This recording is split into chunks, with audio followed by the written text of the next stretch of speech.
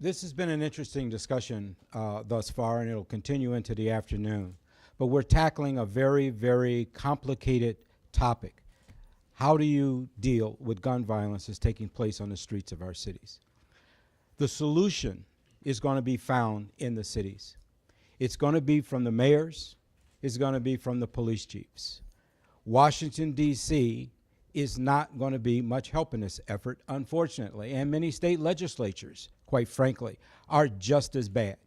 If we want a difference, we're going to have to find a solution ourselves. We deal with homicide on an all too frequent basis. Many of those homicides go pretty much unreported because it becomes so common that we've become desensitized to the tragedy that is associated with murder. It's gotten to a point now where unless there's a mass shooting occurring in one place, we pay almost no attention to it. Where have we gone as a society? We're better than that. Every life has value. No one has the right to just gun somebody down on the streets of our city. We average close to 16,000 murders a year in the United States. 16,000 murders a year in our country. The majority of people who are shot in our country don't die.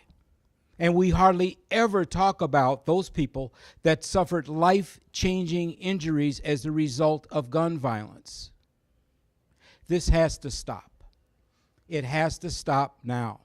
We have to find a way to come up with reasonable gun laws and really emphasize responsible gun ownership. We're not anti-gun. We're not trying to take everybody's gun away from them. But there needs to be responsibility as a gun owner. Police officers on average receive more than 400 hours of firearms training when they go through the academy, followed by regular in-service training, annual in-service training. How to properly use a firearm, understanding the department policy, understanding the law, and so forth. You can walk into a gun store, you can buy a firearm, and walk out of there not even knowing which end the bullet comes out of. It's ridiculous. It makes absolutely no sense. Pennsylvania has some of the weakest gun laws in the United States. When I was in Philadelphia, our mayor, Michael Nutter, tried to get legislation passed just to require individuals to report a gun lost or stolen. And it was shot down in Harrisburg. We were told it was illegal for us to do that. How does that infringe upon Second Amendment rights? You can't lose the gun if you didn't have it. So how does that infringe upon Second Amendment rights? I mean, it's gotten to a point where it's absolutely ridiculous, and it is not going to change unless we change it, unless not only mayors and police chiefs, but the citizens of our country, the residents of our city say, enough, enough. Do something, and do something now. We have had serious tragedies. It was mentioned of Las Vegas, Nevada. I think about Newtown and those babies that were slaughtered just a few years ago, and yet Congress failed to act and to take any action at all. And if that didn't move the needle, I can't think of anything that will.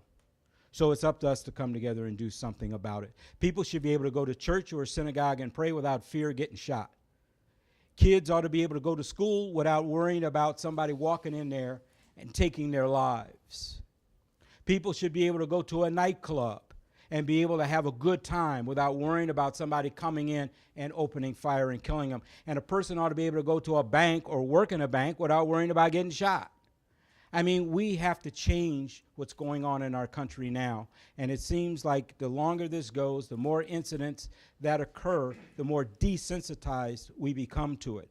What's going on in our country today is not normal, and we should never, ever accept it, and we will not accept it. That's why we're here today.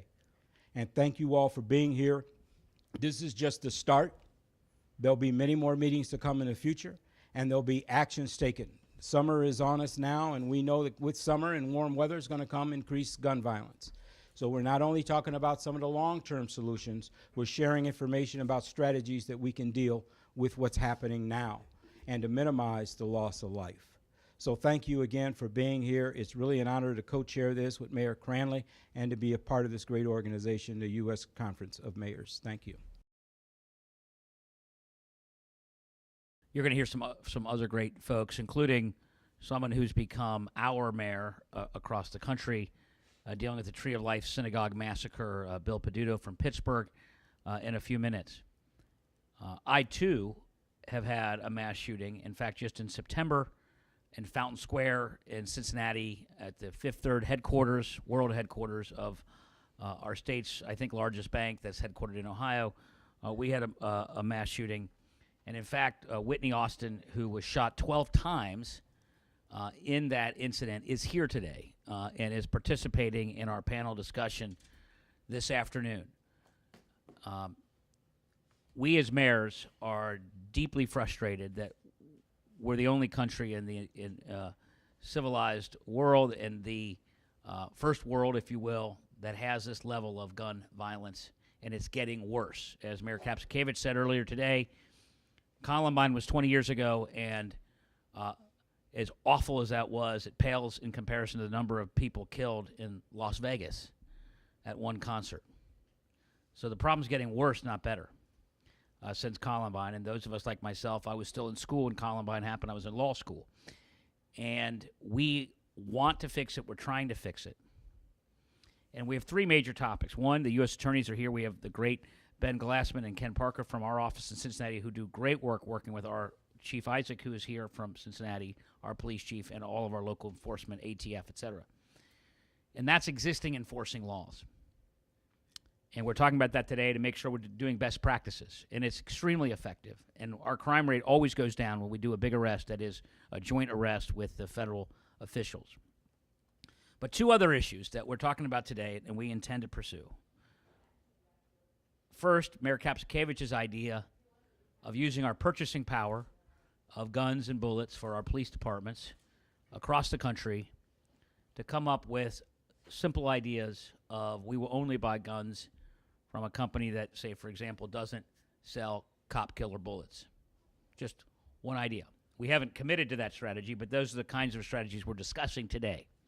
To use our consumer power that isn't subject to right-wing extremist legislatures that take away our powers, because we're the ones that buy guns and bullets.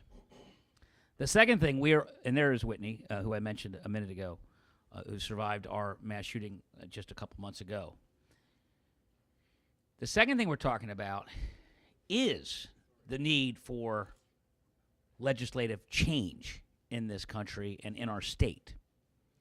An example, red flag laws, which say that if you're mentally ill and you have a propensity that can be shown to a court of law that you have violent behavior that could be acted upon, then we want a restraining order against you to prevent you from buying a gun or possessing a gun by judicial order. 8 states across the country have this law, including Indiana, our neighbor. Indiana, in general, has a reputation for being more conservative than Ohio. So if Indiana can do it, can't we do it? And I don't want to be I know there's some mayors here that aren't from Ohio, so I don't want to make it all about Ohio, but obviously a lot of the press here are also from Ohio. As one follow-up from today, mayors and police chiefs in Ohio are going to go to Columbus this year to advocate for the red flag law. Simple proposition. Mentally ill people with a propensity for violence should not have guns. The right-wing extremists that preempt cities from taking actions on these laws in general, they always tell you the same talking point. It's not about the gun, it's about mental health. Well, red flag laws are about mental health. You can't be both against gun laws and against mental health solutions. Mentally ill people who have a propensity to commit violence should be forbidden by a court order with due process from possessing and buying a gun. That should not be a controversial statement. And the politicians in Columbus who brag about supporting law enforcement, we want them to prove it, because we're standing with law enforcement right now. In fact, our task force, the Mayors and Police Chiefs Task Force, is the only committee of the U.S. Conference of Mayors that has non-mayors as members. And we have police chiefs.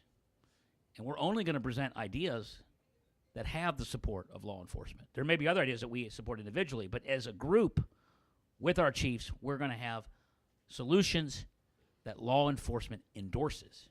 And we're going to ask the politicians if they support law enforcement like we do.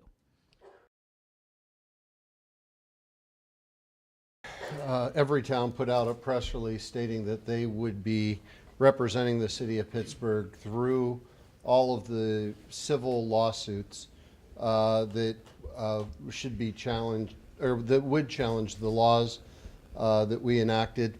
They are providing that service pro bono. Also, 6 council members and myself, there have been citizens that have filed criminal charges against us. And we also have legal counsel that is being provided pro bono. I have said it many times, if these laws save one life, no matter what the cost is, it's well worth it. And we spend a fortune on trying to protect our citizens against gun violence. And if the only bottom line was financial, it would still be a cost savings to Pittsburgh taxpayers. There's obviously a lot more important issues than money, and these laws, we believe, will help to start getting the same conversation happening in other cities, and other cities will decide to challenge as well, or join us in an amicus brief, and basically putting the pressure on state capitals in Washington to do the right thing. The one thing I'd say about momentum is you're actually seeing momentum. The ban on bump stock started when Columbia, South Carolina became the first city to ban bump stocks. And that is how change has happened in this country throughout 200 years. It happens from the bottom up. It happens in the church basement. It happens in the school classroom. It happens in the places where people gather and they say, we want to see a change, until Washington and state capitals awake to the truth. And I'm hoping that Pittsburgh is joined by other cities, especially those cities that have preemption laws that prohibit elected officials from discussing or voting on gun laws. That's absurd. That basically says that any law that's the law right now is the law forever, and there's nothing you can do about it. And that provision was written by the gun manufacturing industry to protect their profits. It was not written to protect people. So yeah, there's going to be lawsuits. We're looking forward to the lawsuits because we're going to shine a big light on what has been a one-sided discussion on guns in our society. And we're going to make sure that there's other voices heard, not just those that sell guns.